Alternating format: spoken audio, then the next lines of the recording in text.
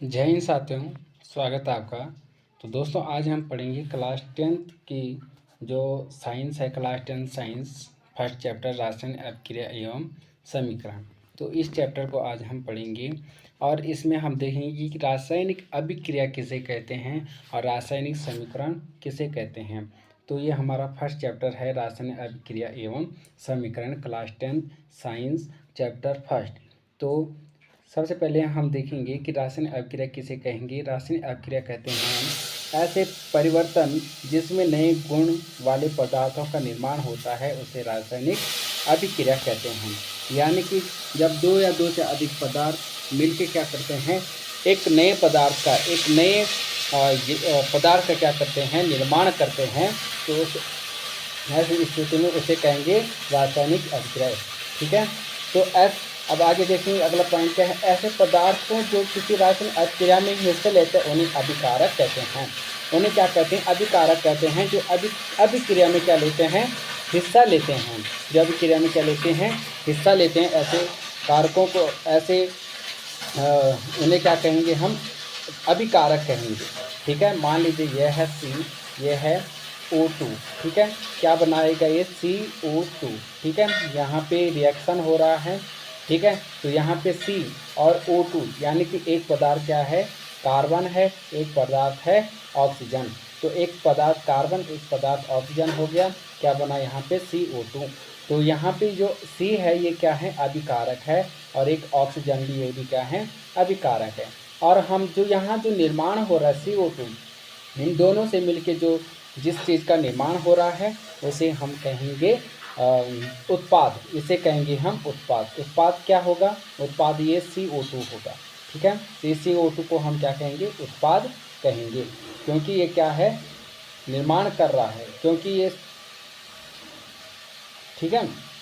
अब आगे देखेंगे हम। ऐसे पदार्थ जिनका निर्माण रासायनिक अभिक्रिया में होता है उन्हें उत्पाद कहते हैं। अभी मैंने कहा C+O2, तो C और ऑक्सीजन क्या है? कार्बन ऑक्सीजन अभिकारक हैं।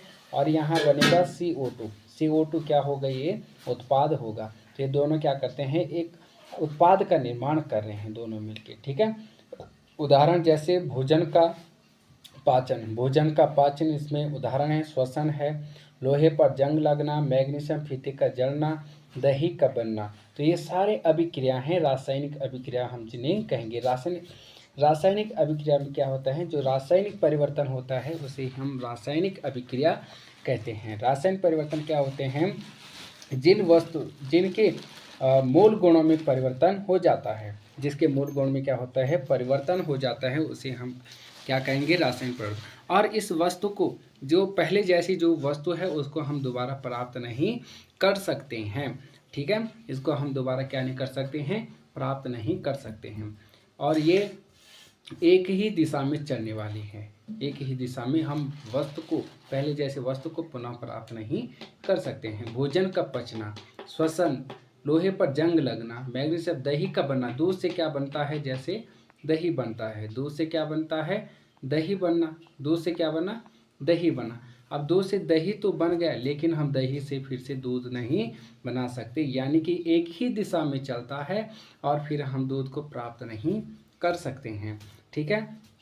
तो यानी कि दूध, पहले जैसी चीज़ को हम दोबारा फिर प्राप्त नहीं कर सकते। इसे कहते हैं रासायनिक परिवर्तन। और रासायनिक परिवर्तन ही क्या कहलाता है? रासायनिक अभिक्रिया कहलाते हैं। आगे है दोस्तों रासायनिक अभिक्रिया के प्रेक्षण बोले तो इसके जो तरीके हैं, यानी कि हम कैसे समझेंगे कि यहाँ पे रासायनिक अभिक्रिया हो रही है, हम कैसे समझेंगे? अगर अवस्था में परिवर्तन होता है, तो अगर अवस्था में परिवर्तन हो रहा है तो समझ लीजिए कि वहाँ पे क्या हो रहा है?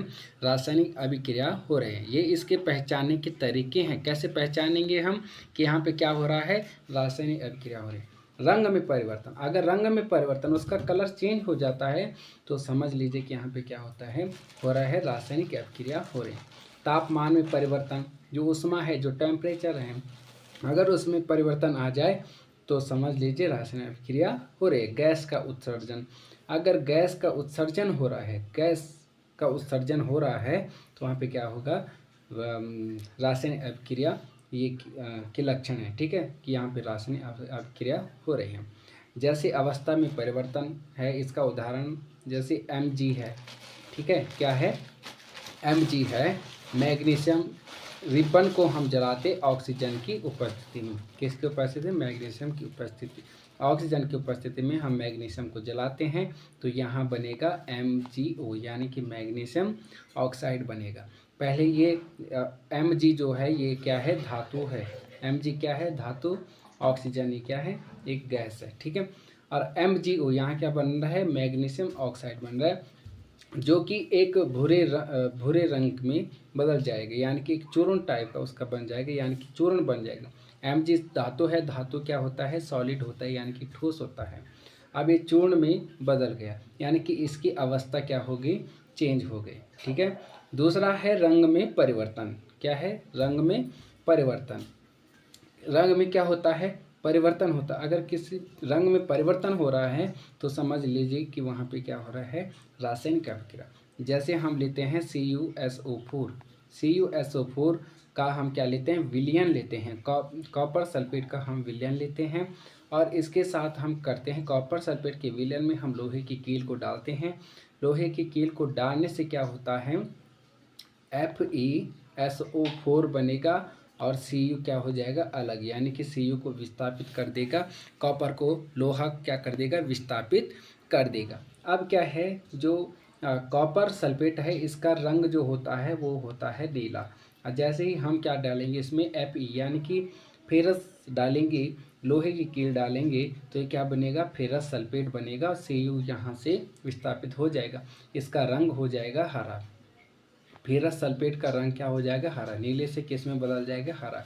तो यहाँ पहला कलर नीला था, अब हरा हो गया, तो यहाँ पे क्या हो रहा है, रासायनिक अभिक्रिया। जब यहाँ पे रासायनिक अभिक्रिया हुई तभी इसका कलर क्या हो गया, चेंज हो गया। इसके पहचानने के ये तरीके हैं, तो इस तरह हम इसको पहचान सकते हैं। आगे है अगला जो पॉइंट हमारा, तापमान में परिवर्तन। अगर तापमान यानी कि उसके टेम्परेचर में परिवर्तन हो रहा है, तो अगर टेम्परेचर में क्या हो रहा है, परिवर्तन हो रहा है, तो समझ लीजिए वहाँ पे रासायनिक कुछ न कुछ रासायनिक अभिक्रिया हुई है। तो जैसे हम लेते हैं, इसका उदाहरण है तापमान में परिवर्तन कैसे होता है। जैसे हम लेते हैं H2SO4, यानी कि तनु सल्फ्यूरिक अम्ल, तनु सल्फ्यूरिक अम्ल, यानी कि जिसे हम अम्लों के राजा कहते हैं। तनु का मतलब, तनु किसे कहते हैं, यानी कि उसमें इस विलयन में पानी की मात्रा क्या है, ज़्यादा है। तनु का मतलब पानी की मात्रा क्या है, ज़्यादा है। अब यहाँ पे हम इसको जिंक, यानी कि जिंक से इसकी अभिक्रिया कराते हैं तो यहाँ बनेगा ZnSO4 बनेगा, और प्लस में H2, H2 क्या हो जाएगा, अलग हो जाएगा, ठीक है।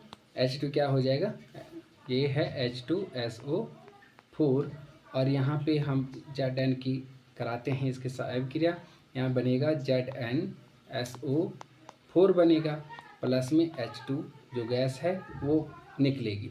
तो यहाँ पे जब ऊष्मा ताप में क्या हुआ है, परिवर्तन हुआ है, जिंक डालने पे क्या होता है, उसके टेम्परेचर में क्या होता है, परिवर्तन होता है, तो तब इसमें क्या निकलता है, हाइड्रोजन जो गैस है वो उससे निकलती है। तो यही उदाहरण है। जैसे हम पानी में क्या डालते हैं, चूना डालते हैं, चूना डालने से क्या होता है, उसमें ऊष्मा यानी कि उसके ताप में परिवर्तन, गर्म हो जाता है, उसके ताप में परिवर्तन होता है तो हाइड्रोजन गैस निकलती है। ऐसे यहाँ से, और गैस का उत्सर्जन का मतलब है जब ऊष्मा होती है, यानी कि टेम्परेचर में बदलाव आता है, चेंज होता है, टेम्परेचर चेंज होता है तो क्या है, हाइड्रोजन गैस वहाँ से निकलती है। तो ये हाइड्रोजन गैस यहाँ से निकल रही है। तो ये उदाहरण है इसके, ठीक है। आगे देखते हैं हम रासायनिक